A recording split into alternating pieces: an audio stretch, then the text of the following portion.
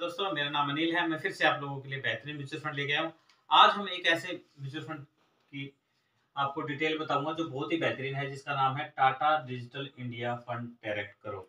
टाटा का आपने नाम तो सुना ही होगा और टाटा का नमक भी खाया होगा। तो ये जो फंड है अपने भारत का है, काफी बढ़िया फंड है और अच्छा भी है और रिटर्न भी काफी अच्छा निकाल के देगा आपको। अगर हम देखें, इसकी शुरुआत 30 जून 1995 पे हुई थी और एनएवी की बात करें, नेट एसेट वैल्यू इसका आज के डेट में 41 रुपीज है। बहुत ही सस्ते में मिल रहा है। जितने मर्जी पैसे में आप इसको ले सकते हो, क्योंकि 41 कोई ज्यादा रुपए नहीं है।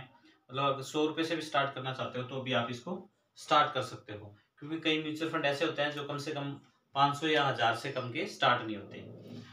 और फंड साइज की बात कर लेते हैं तो 7000 करोड़ है, काफी बड़ा है फंड साइज। कई लोग कहते हैं कि सर मेरा पैसा कहीं डूब तो नहीं जाएगा। तो ये डूबने वाली बात है, ये मैं एक्सप्लेन कर देता हूँ। SEBI क्या है? ये डूबने की बात एक बंदे ने मेरे से फोन पे पूछी थी आज, तो मैं उसकी भी बीच में ये बात रख देता हूँ कि ये SEBI, जैसे मान लो जितने भी बैंक हैं उनके ऊपर RBI है, reserve bank of India, RBI है। और वैसे ही SEBI है। SBI का मतलब होता है security and exchange board of India, इसकी फुल फॉर्म है। ये क्या करते हैं, आपने कहीं भी पैसा लगाया, मान लो आपने म्यूचुअल फंड में लगाया, स्टॉक मार्केट में लगाया या कहीं भी पैसा लगाया, ये सिक्योर करेंगे आपके पैसे को। मान लो कल को बैंक डिक्लेयर कर दे दिवालिया, अभी मैं तो नहीं दे पाऊंगा, ये देंगे आपके पैसे। जैसे RBI बैंकों के पीछे है, ये जो भी अलग से पैसे लगाते हैं, मान लो म्यूचुअल फंड में लगाया, स्टॉक में लगाया, शेयर मार्केट में लगाया, कहीं भी आपने कॉल पुट कुछ भी किया, तो वहां पे ये मैनेज करते हैं आपके। तो कभी भी ये दिमाग में मत लाइए कि मेरा पैसा कहीं गलत जगह लग गया।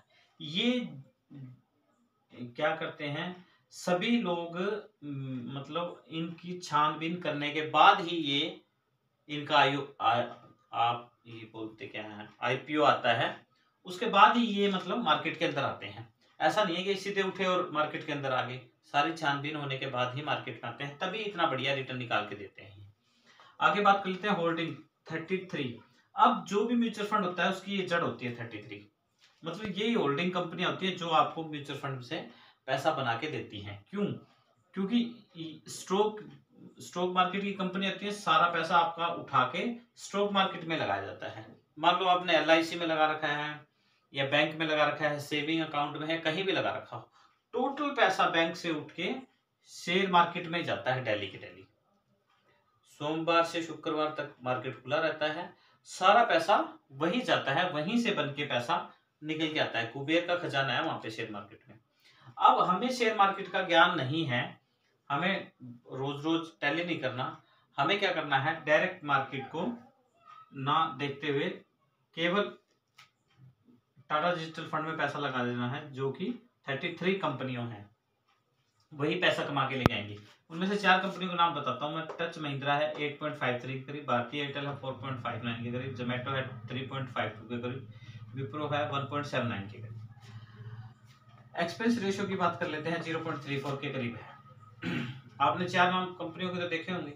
अब इन चारों में से आप ये देखो कि कौन सी ऐसी कंपनी है जिसका आपने नाम नहीं सुन रखा। एयरटेल के मोस्टली लोगों के पास में सिम है, और महिंद्रा को सभी जानते हैं, बड़े बड़े व्हीकल निकालती है। जोमेटो डिलीवरी का काम करते हैं। विप्रो क्या है, ये एक कंपनी है इलेक्ट्रॉनिक की, जो इलेक्ट्रॉनिक के पार्ट बनाती है।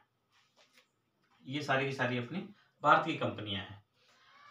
और जिन लोगों के ब्लूटूथ ऑन नहीं होते उनके लिए मैं स्टार्ट करता हूं, ताकि उनको दिमाग में ये ना रहे कि यार क्या मतलब कहाँ पैसा जा रहा है। अच्छी कंपनियों में पैसा जा रहा है, रजिस्टर्ड कंपनियां हैं ये, भारत की नामचीन कंपनियां होती हैं जो कि आपके पैसों को ग्रो करके लेके आती हैं। ये जितना पैसा कमाएंगे उनमें आपका किसी में 8%, किसी में 4, किसी में 3, किसी में 1, ये परसेंटेज होता है आपका। ये जितनी ग्रो करेंगे उतना ही ग्रो आपको मिलेगा। आगे बात कर लेते हैं, इसके एक्सपेंस रेशो 0.34 के करीब, एग्जिट लोड 0.25 के करीब है। 30 दिन से पहले पैसा निकलवाओगे तो लगेगा, अदरवाइज आपके नहीं लगेगा। और AUM बहुत अच्छा है, 1,25,000 करोड़ है। देखो फंड साइज और AUM 5,000 से ऊपर ये और 1 लाख से ऊपर ये, अगर हो तो आराम से पैसे लगा सकते हो जिस भी म्यूचुअल फंड में आप लगाना चाहते हो, कोई दिक्कत वाली बात नहीं, और जहां भी लगाना चाहते हो। आगे बात कर लेते हैं। ऑल रिटर्न की 19.94 है, 5 ईयर की बात करते 23.44 है, 3 ईयर की बात करते 23.77 है। केवल 4,000 रुपए की एसआईपी करनी है, 19% का रिटर्न, 25 साल में आपने लगाए 12 लाख रुपए, आपको मिल गए 2,83,22,430 रुपए। पूरे जीवन काल में 2 करोड़ रुपए नहीं मिल सकते, कैसे भी ताम झाम लगा देना, क्योंकि या तो आपकी उम्र चली गई होगी, अगर उम्र चली गई है तो इस पैसे को डबल कर सकते हो आप, ताकि आपको कम में मतलब मिल जाए। अगर आपकी उम्र पड़ी है तो आप आराम से एसआईपी स्टार्ट कर सकते हो, मंथली स्टार्ट कर सकते हो, अपने आप कटेगी, कोई दिक्कत वाली बात नहीं है। अगर मान लो उस महीने नहीं है तो नेक्स्ट मंथ कट जाएगी, वो भी नहीं है कि डबल कटेगी, ना कोई पेनल्टी लगेगी। इसमें लिक्विड फंड की तरह होता है, टेंशन लेने की बिल्कुल जरूरत नहीं है। और कभी आपको लगे 5 साल में पैसा चाहिए तो 5 साल में निकाल सकते हो, 10 साल में, 15 साल में, 20 साल में।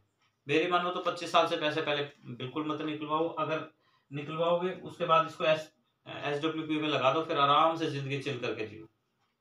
हम पूरी जिंदगी यहाँ पे रिक्शे की तरह चलने के लिए नहीं आए हैं, या किसी बैल की तरह काम करने के लिए नहीं आए हैं। हमें भी कभी ना कभी फाइनेंशियल तौर पे फ्री होना है, तो वो इस तरीके से होना है कि रोज कम से कम ये ना आपके दिमाग में आए कि यार आज सुबह उठना है, ड्यूटी जाना है, या मतलब किसी की सुननी पड़ेगी, मतलब मन मार के जाना पड़ता है। तो आप धीरे धीरे अगर पैसा इकट्ठा कर लेगा तो आपको बहुत बड़ा फंड इकट्ठा हो जाएगा।